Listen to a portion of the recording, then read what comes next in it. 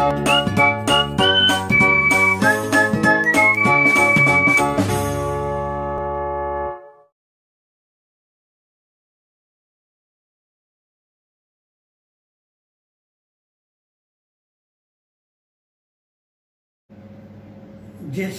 के DG school में आपका स्वागत है। बच्चों, कल मैं बाजार गया था कलम लेने के लिए, तो दुकानदार ने बताया मुझे कि एक कलम की कीमत है 7 रुपया 50 पैसा। 7 रुपया 50 पैसा।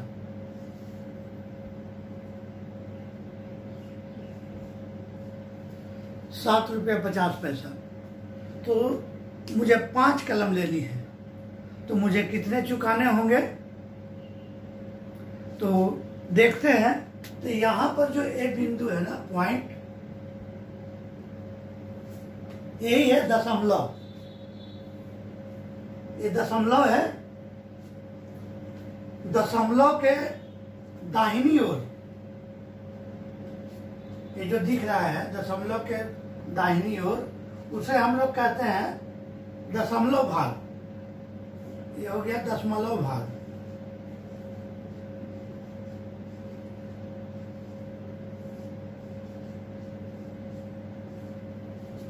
और इस तरफ जो है ये है पूर्ण संख्या भाग।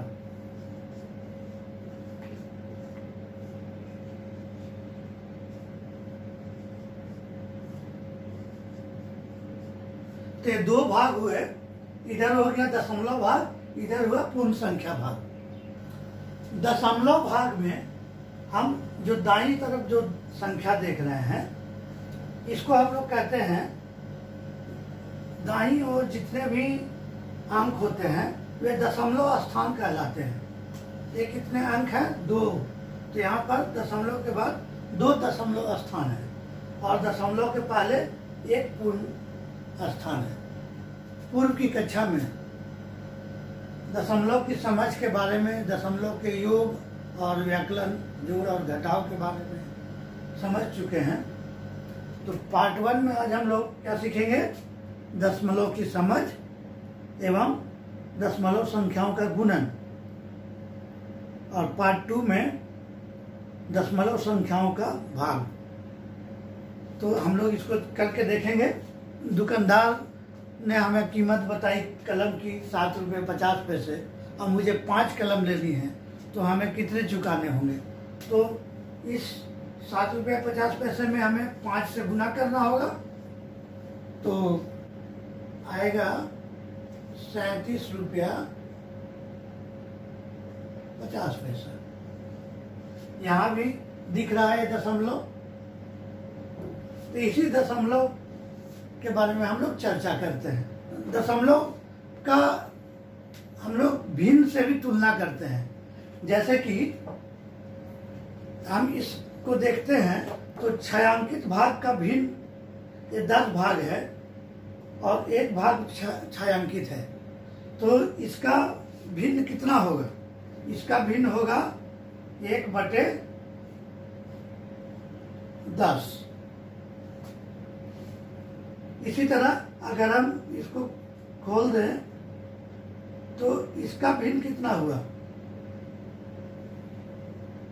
तो अब हो गया मेरे पास 2/10। इसी तरह एक और हम खोल दें यहाँ, तो इसका भिन्न हो गया 3/10। हम देख रहे हैं इसका भिन्न हो गया 3/10। इसी तरह से हमारे पास एक ग्रिड है, ये 10-10 का ग्रिड है। तो इस ग्रिड में भी हम लोग देखते हैं कि अभी छायांकित भाग दिखा रहा है कितना? तो 1/100। फिर अगर और कर दें हम, तो ये हो रहा है 2/100। एक घर और ले जाते हैं हम, तो ये हो जाता है 1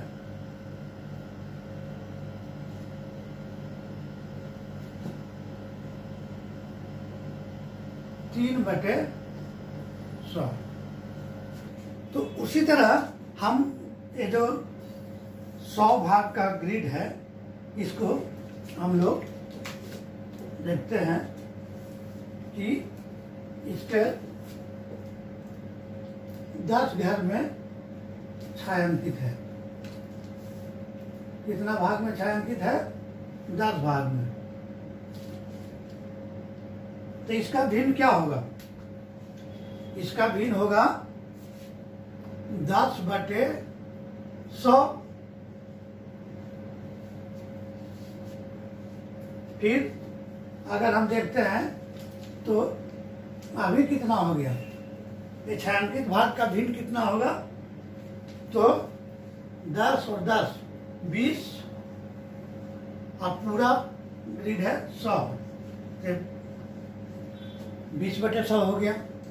अब इसके बाद और देखते हैं, अगर हम इसको करके देखते हैं तो ये छायांकित भाग हो गया 30/100।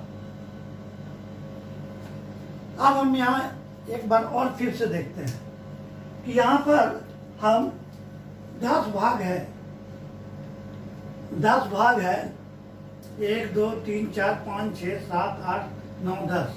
लेकिन जब पूरी इस रो को हम देखते हैं तो ऐसे कितने रो होंगे? तो 10 होंगे।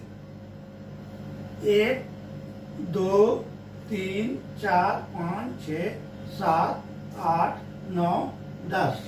तो अभी अगर उस तरह से हम इसका भिन्न का मान लिखें तो इसको हम लिख सकते हैं 1/10। 10 रो हैं तो 1/10।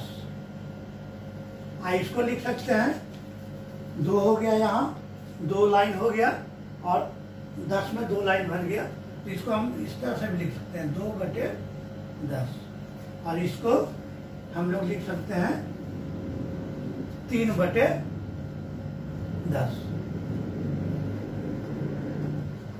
इसको हम लोग इस तरह से भी करके देख सकते हैं कि अगर इसको काटते हैं तो यहाँ ए शून्य से कट जाता है तो कितना बचता है? 1/10। ये शून्य से कट जा रहा है तो 2/10। ये शून्य से कट जा रहा है तो 3/10। तो हम इस भिन्न को 2 रूप में दिखा सकते हैं। या तो अगर 100 का हम ग्रिड पकड़ेंगे तो 30/100 हो गया, और अगर हम पूरे कॉलम को पकड़ते हैं, रो को पकड़ते हैं, तो 10 रो है, 10 में 3 रो है तो 3/10 हुआ। तो इसको हम लोग, इस भिन्न को हम लोग दशमलव में बदल के देखते हैं। तो दशमलव में जब हम भाग देते हैं तो इसका वैल्यू होता है 0.1। जब भाग देते हैं हम भिन्न में तो दशमलव बाईं ओर जाता है, और गुना करते हैं तो दशमलव दाईं ओर जाता है। इसी तरह ये 2/10 को हम लिख सकते हैं 0.2, और उसी तरह 3/10 को हम लिख सकते हैं 0.3। तो हम अब देखते हैं, हमारे पास एक और ग्रिड है, इसमें 100 भाग में 40 भाग को लाल रंग से रंगा हुआ है। उसको दूसरे तरफ से भी हम कह सकते हैं कि 10 कॉलम में 4 कॉलम को रंगा गया है, तो इसका भिन्न होगा 4/10, और उसका दशमलव में हम निकालेंगे तो 0.4। तो इस तरह से हो गया। तो अब हमारे पास दोनों ग्रिड में 2 संख्या दिख रही है। क्या दिख रही है?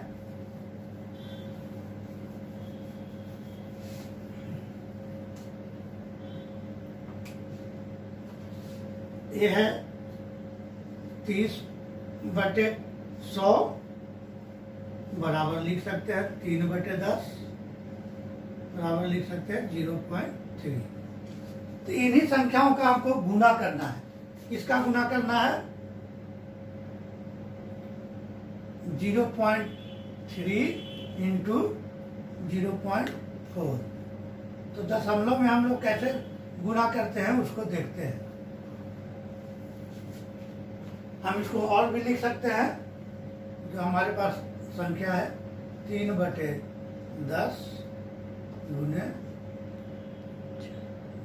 4/10। इसको हम लोग करके देखते हैं। तो भिन्न के रूप में, तो ये जो भिन्न दिख रहा है अभी, ये 0.3 कह सकते हैं, या 3/10 कह सकते हैं, या 30/100 कह सकते हैं। इसके ऊपर इस ग्रिड को हम लोग रखते हैं। ये रो है और इसमें कॉलम रंगीन किया हुआ है। तो हम इसको जब इस पर रखते हैं